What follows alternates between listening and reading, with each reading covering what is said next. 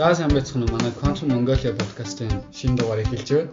Өнөөдөр бид цаг хугацаагаар айлж болох уу гэдэг сэдвийн дор ярихаар хасаа зоригт бэлгүүн гэдэг гурав цуглаа сууж байна. Тэгээд өнөөдрийн дугаарыг бол зоригт хөтлөн Аха. За хөтлөгч зоригт байна. Тэгээд хоёр оролцогч бэлгүүн хасаа хоёроосоо энэ цаг хугацаагаар аялах гэдэг тухай ойлголт яг хизээ хаанаас анх яаж үүссэн талаар хүн болгоны сонирхдаг сэдв шүү дээ. Тэгээд энэ талаар яг анх яаж сонирхсон тэр талаараа яриач гэж. Би бол хамгийн их цаг хугацааны аяллыг бол юунаас мэдэрсэн. Хэлберт Уиллсийн цаг хугацаагаар аялагч гэдэг ном байдаг ш. Time Traveler. Тэрнээс мэдэрсэн. Яг гэхдээ яг номноос нь биш л дээ. Time Machine гэдэг 90-ад онд хийсэн Time Machine гэж зохиолсон мэдэрч авсан. Цаг хугацаагаар аялах хэрэг өнгөрсөн 1890-ад он байна. Зохиол нь бараг тийм тий. Кинонд нь болохоор 1990-ад онд нэг ремейк хийсэн эсвэл тэрнээс анх Багдад тэр ч одоо бараг 15 жилийн өмнө шахуу мэддэг болсон. Тэгээд яг юу ойлгосон гэхээр цаг хугацаагаар аялна гэхээр ерөөсөө нэг бол өнгөрсөн рүү явдаг, үгүй бол ирээдүйн рүү очихыг л хэлдэг юм шиг. Түүнээс хойш яг физикээр зарималдаад физик сурснаас хойш ер нь яг ирээдүйн рүү явах гэдэг бол яг цаг хугацааны аялал тооцогдоход жоохон хавцангуй сэдв болж хувираад өнгөрсөн рүү явна гэдэг бол илүү сонирхолтой цаг хугацааны илүү аяллаа үед илүү сонирхолтой сэдв болж хувирсан юм байна гэж сэлбэд боддог болж байна. Хасаа болохоор хаанаас анх сонирхож эхэлсэн. Цаг хугацааны аялал гэхээр түрүүн би бас нэг видео үзчихсэн чинь тэгжлээс л да. Бид нар ч цаг хугацаар одоо ч юм аялж байгаа. Ягаад гэвэл цаг хугацаа ингээ явж байгаа. Бид нар нэг гэсэндээ ирээдүйдөө аялж байгаа. Гэтэ амар удаанаар жоохон өдөртөгтэйгээр аялж байгаа хүмүүс байгаа байхгүй тий. Гэтэ хүмүүсийн мөрөөдөл арай жоохон хурдан аялмаар байгаа шүү дээ. Айлсгүй жоохон одоо өнгөрсөн лүү ч юм уу тий. Алгасаад. Тийм. Тэгэхээр цаг хугацааны аялал гэдэг бол ер нь бол ирээдүйн рүү аялахыг хэлэх юм бол арай илүү хурдан аялах одоогоос айлсгүй өнгөрсөн лүү аялах ийм л ойлголт болж тараад байна тий. Тэгээ бас хүн болгоны хувьд бас нэг ийм асуулт байгаа шүү дээ. Цаг хугацааны аялал боломжтой болох юм бол та өнгөрсөн лөө аялах уу айлсгүй одоо ирээдүйн лөө аялах уу гэдэг тий. Аль аль нь амар сонирхолтой сэдв байгаа байхгүй тий. Миний хувьд бол бас мөрөөдөгч хүн болохоор мөрөөдөгч хүн болгоны л мөрөөддөг сэдвүүдийн нэг шүү дээ. Цаг хугацааны аялал мөн амьдрал гэдэг ч юм уу тий. Нэг ийм их байна тий. Цаг хугацааны аялал гэдэг сэдв бол ингээд бүх хүн төрөлхтний түүхэнд яг аман зохиол орж байсан. Ингээд pop соёл culture орж байсан. Айгуу олон жил яригдж байгаа том сэдв. Ингээд хүн өөрийнхөө өмнөх алдааг засах боломжтой бол яах вэ? Хүн өөрийнхөө ирээдүг мэдэх боломжтой бол яах вэ? Өөрийгөө ингээд яаж өгөхийг мэдж чадвал тэрнээсээ сэргийлэх үү? Эсвэл тэрнтэйгээ эвлэрээд амьдрах уу гэдэг. Маш олон чадах уу? Тийм, өөрчилж чадах уу? Өөрчлөх боломжтой юм уу, боломжгүй юм уу?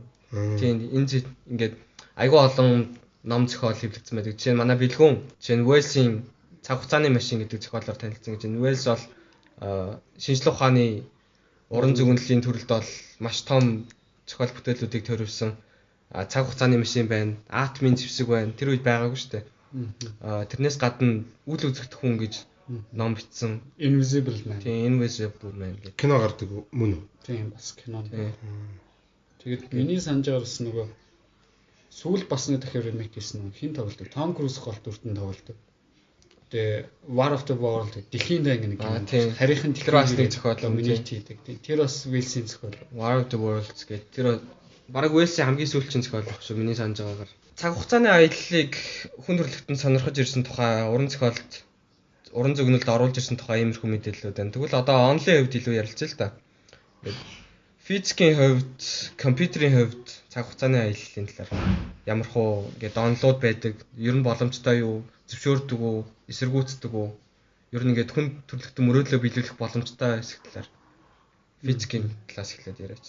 Яг физикийн аягүй онл ярихаас өмнө эхлээд юугаар киногоор жишээ үл амарх л та тий.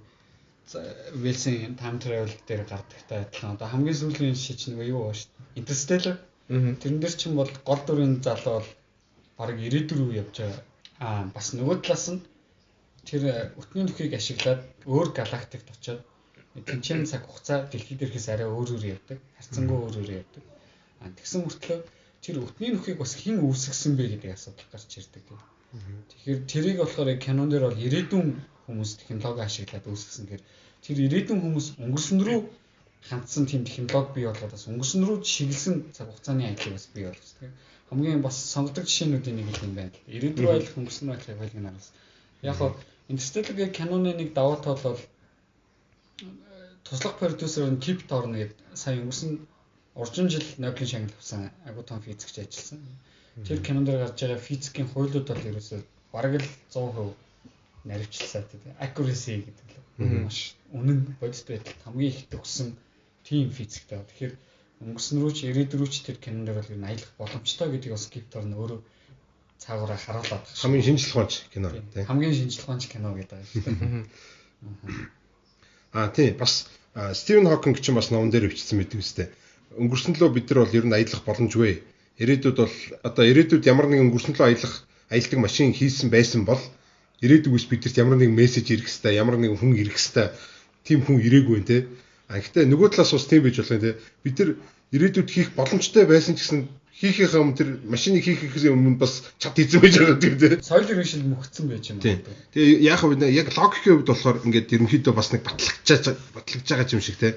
Ирээдүгээс ямар нэгэн ирэхгүй байна гэдэг чинь ирээдүйд бидэрт ямар ч өнгөрсөн лөө аялдаг машин хийгээгүй гэсэн үг байхгүй.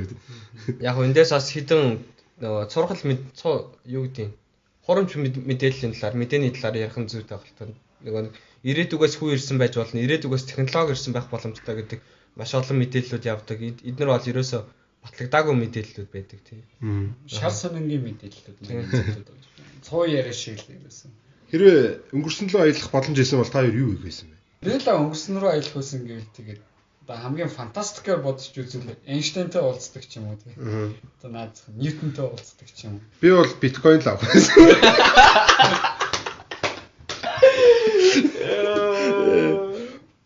Одоо нэг парадоксууд байгаа шүү дээ. Одоо цаг хугацаагаар аялах тухай бид нэр хичнээн мөрөөдөх ч гэсэн логикод одоо саний жишээ шиг ирээдүгээс юу ч ирээгүй юм чинь одоо өнгөрсөн лөө аялдаг машин ирээдүйд хийхдэггүй гэсэн үг гэдэгтэй адилхан цаг хугацааны парадоксууд бас үүдэг. Цаг хугацааны өнгөрсөн лөө аялах боломжгүй гэдгийг одоо баталдаг. Одоо жишээлбэл эцэг өвөөгийн одоо өвөөг алдаг парадокс тийм. Grandfather paradox гэдэг тийм. Тэрэн дээр болохоор өнгөрсөн лөө очоод аавыгаа төрхөөс өмнө өвөг алцдаг тийм. Тэнгүүд хэрвээ аавыгаа төрхөөс өмнө алцчих юм бол аав нь төрөхгүй бол өөрөө төрөхгүй бол өнгөрсөн лөө очиж өвөг алах хүн байхгүй болохоор тэгээд тэр нөхөр эргээд амьд үлдчих ёстой шүү дээ тийм. Тэгээд одоо яг энийг шийдэж чадахгүй болохоор өнгөрсөн лөө аялах ерөөсөө боломж байхгүй гэж үзэж байгаа. Парадокс байдал бий болох жишээ. Парадокс байдал дээр нь яг тодорхой нэг хариултыг өгч чадахгүй. Хариултны хоорондоо логикийн зөрчилтэй байна шүү дээ үр дүн. Тэгэхээр ерөөс өнгөрсөн рүү аялах бол боломжгүй мэн гэсэн нэг логик үр дүн бас гараад ирж байгаа. Тэгээд би бас нэг юм нэмж хэлгээд байна. Стивен Хокинг өнгөрсөн рүү аялах боломжгүй гэдэг яг тэрөө аялдаг байсан бол ирээдүгээс үжээ хүмүүс ирсэн байх ёстой гэж ярьж байгаа. Тэгэнгүүт мань нэг сонирхолтой факт юу гэхээр жил болгоныг өдөр парти зохиодог ирээдүгээс ирэх ёстой. Тэгээ хэрвээ ирээдүйд байгаа хүмүүс тэр партиг уусаа мэддэг болчихно. Тэр ирээдүйд байгаа хүмүүс өнгөрсөн түүх учраас. Тэгэхээр хэрвээ цаг хугацааны аялал боломжтой бол тэр ирээдүйд байгаа хүмүүс яг тэр өдрийн тэдний өдрийн тэдэн цагт манай гэрт ирээрээ парти хийдэг. Тэрийг нэг сүүлийн 20-30 жил хийсэн юм шиг байна. Нэг ч хүн ирээгүй. Нэг ч зочин бүгд ирээдүйд ирсэн тийм парти хийдэг байсан байна. Одоо маань хүн чинь өнгөрцөн шүү дээ. Тэгэхээр яг шинжлэх ухааны хувьд бол бүрэн одоо няцаалт байхгүй болохоор тийм шинжлэх ухааны хүмүүс тийм юм одоо ярьж яах гэсэн үг шүү дээ.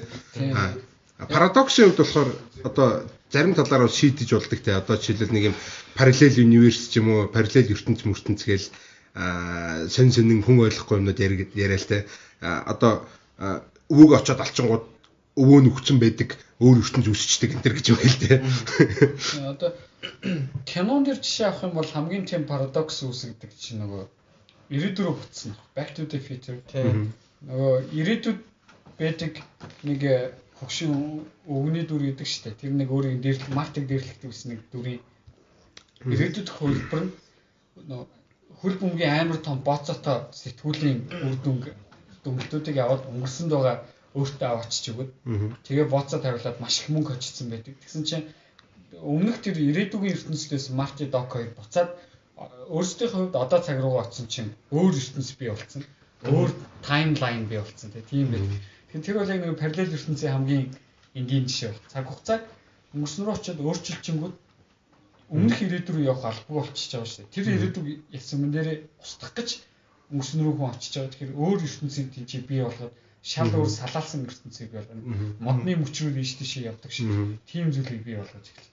Тэр чи одоо тэр баг bootstrap paradox гэдэг нэг хэлбэр баг тийм. Өнгөрсөн рүү аялаад өөр зүйл хийсэн. Bootstrap paradox яг нэг Interstellar дээр гардаг чинь өөрөө үстэй.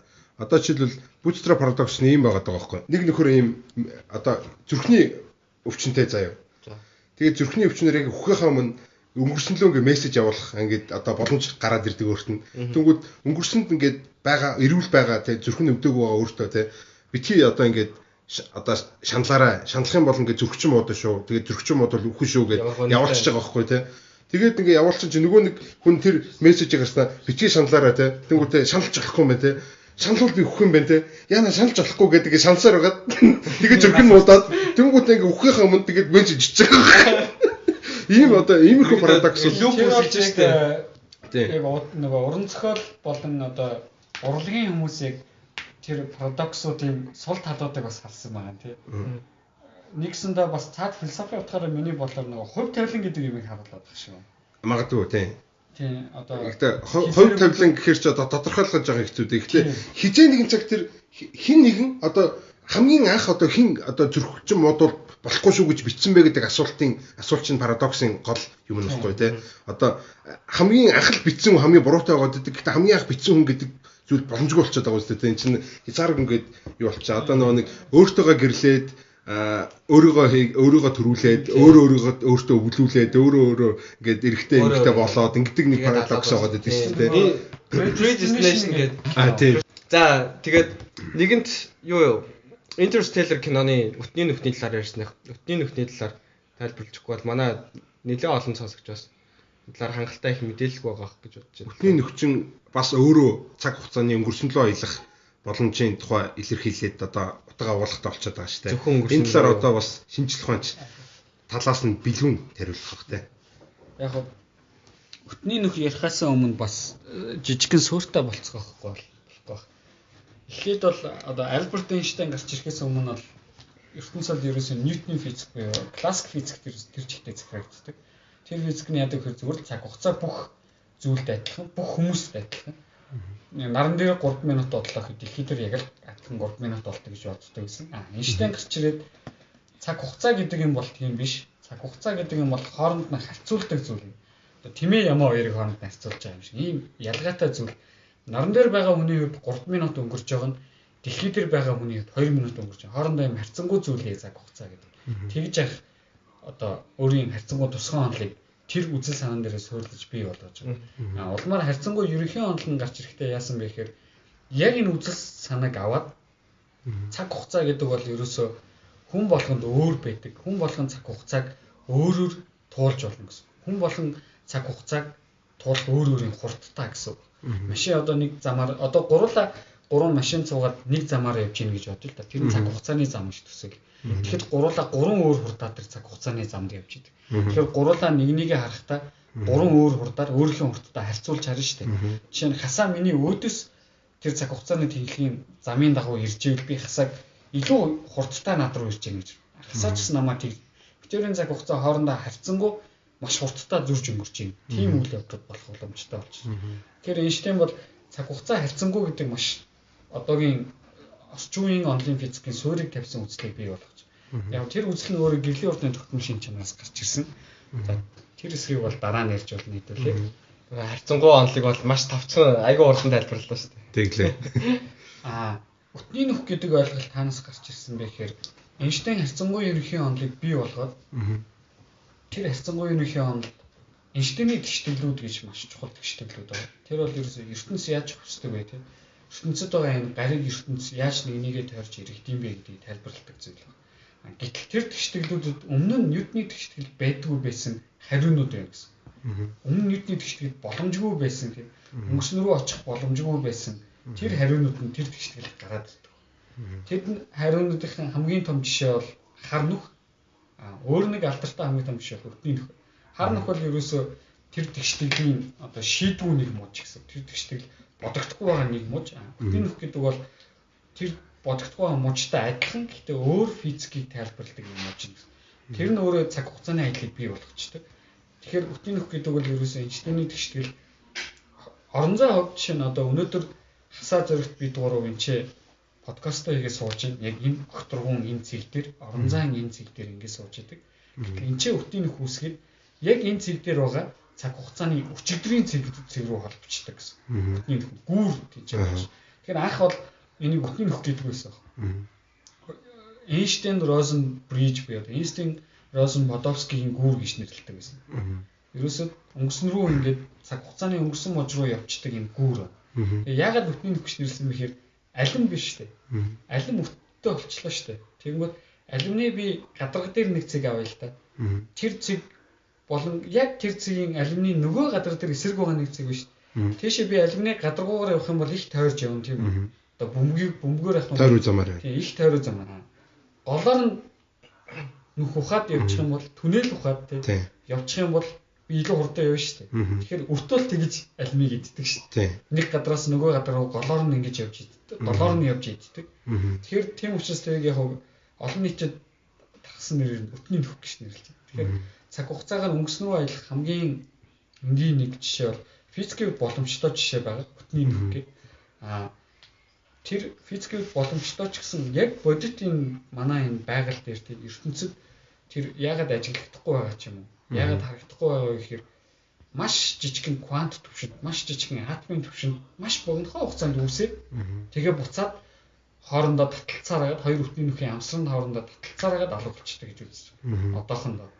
Яг хоо ирээдүйд бол энэ үзэл өөрчлөгдөж болно. Магадгүй тэг өтний нөхийг магадгүй технологи бий болгож магадгүй. Тэрийг бол хинч хэлж чадахгүй. Хэрвээ тийм бол мэдээж өнгөсөн байх боломжтой. Тэгэхээр нөгөө нэг логикийн алтараа орж магадгүй. Гэтэ тэрийг тайлбарлах зүйл бол байж. Хоёр амсар байх юм байна те. Тэгээд нэг амсар нь нэг цаг хугацааны амсар дээр, нөгөөт нь болохоор өөр цаг хугацааны амсар дээр байх юм биш те. Одоо нэгээс нь хоёр хаалга гэж төсөөлжлөө биш те. Тэгээд одоо жишээлбэл би цаг хугацаагаар аялье гэдэг юм бол нэг нь гардаг хаалга, нэг нь ордог хаалга байх хэрэгтэй шүү дээ те. Тэгвэл энэ хаалга би урталтаа тавьчаад нэг найзтай хэлэх нь шүү дээ. За чи энэ хаалгыг тэдэн сарын тэнд аваачаад онгойлгоорой. Тэгээд би нанаас ч гарч ирэх шигээд. Тэгвэл шууд нөгөө хаалга онгойлгонгууд нөгөө нэг ирээдүйн нөхөр те тэр найз нэг очиод ингээд тэнд очиод тэгээ хаалгыг онгойлгосон байж байгаа юм шүү дээ. Сайн уу юу ингээд хоёр найз зогсож чинь гэсэн үг шүү дээ.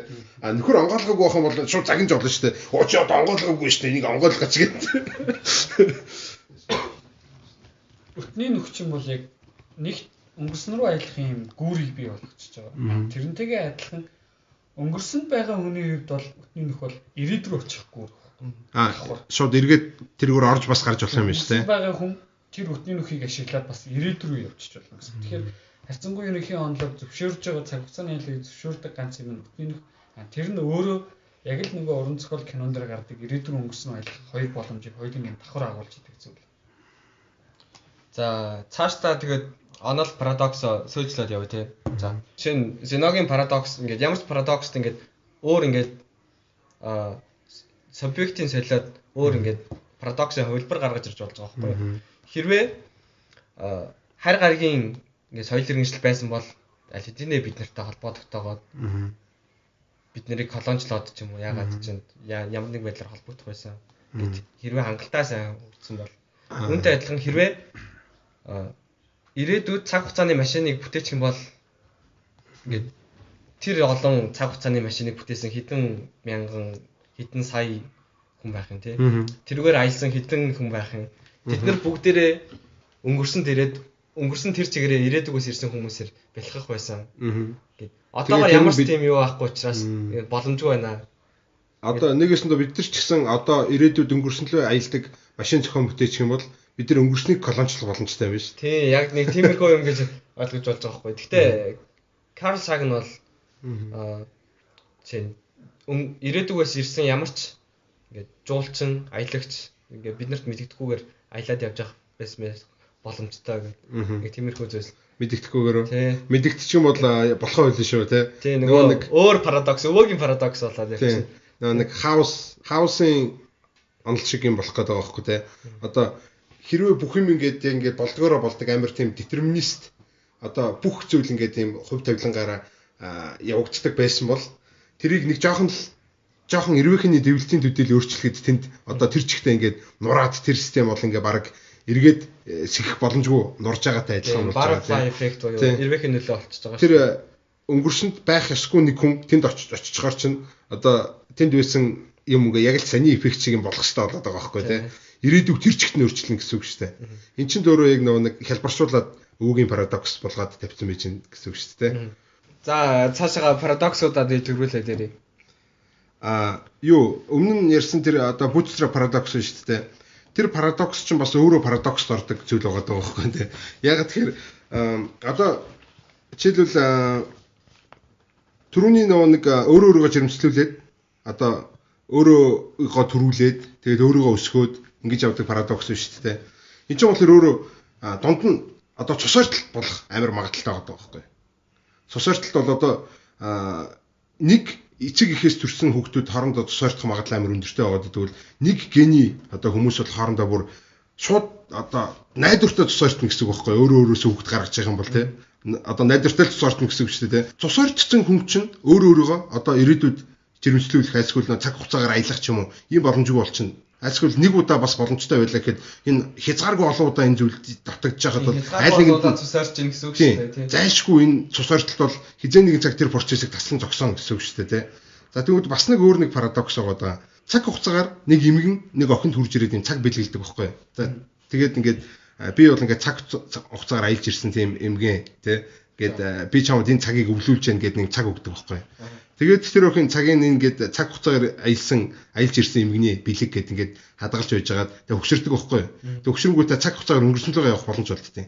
Тэнгүүд өөр дээр очдөг байхгүй. Өөрийнхөө жоохон охин байж байгаа үе дээр очиод тэр цагийг өгдөг байхгүй. Би бол ингээд цаг хугацаагаар аялж ирсэн эмгэн байна. Би чамд энэ цагийг дурсгаж яах гээд ингээд өгдөг байхгүй. Энэ бас өөрөө bootstrap paradox. Гэхдээ энэ дунд тэр цаг маргаалын илэгдэлд орох хэвээр заавал тий. Хизээ нэгэн цаг тэр цаг алга болох хэвээр тий. Гэтэл одоо тий bootstrap paradox-ийн хувьд бол эн чинь одоо ингээл хязгааргүй үргэлжилсэн байж ч тэр өхөн тэр үед ингээд худалдаж гин одоо үлж авна гэсэн үг шүү дээ тэр цагийг. Хязгааргүй өвдөрдөг цаг, эвдэршгүй цаг байна. Эвдэршгүй цаг байж ч тэр чинь одоо тэр юм болчихж байгаа байхгүй тий. Тэгэхээр одоо эндээс юу гэж харагдаж байна вэ гэхээр bootstrap paradox нь өөрөө өнгөрснийг одоо ницааж гэж ойлгож байгаа байхгүй тий. Одоо яг нэг өвөөгөө очиж алж болохгүй гэдэгтэй адилхан bootstrap paradox нь өөрөө бас ингээд цаг хугацааны өнгөрсөнлөө аялах бол боломжгүй зүйл юм а гэж одоо ницааж байгаа тийм одоо логик ницаалт хийж байна гэсэн үг. Ингээд манай өнөөдрийн дугаар өндөрлж байна. Та бүхэнд өнөөдөр бидний ярьсан зүйл таалагдсан байх гэдэгт итгэж байна. Ингээд дараагийн дугаараар уулзлаа.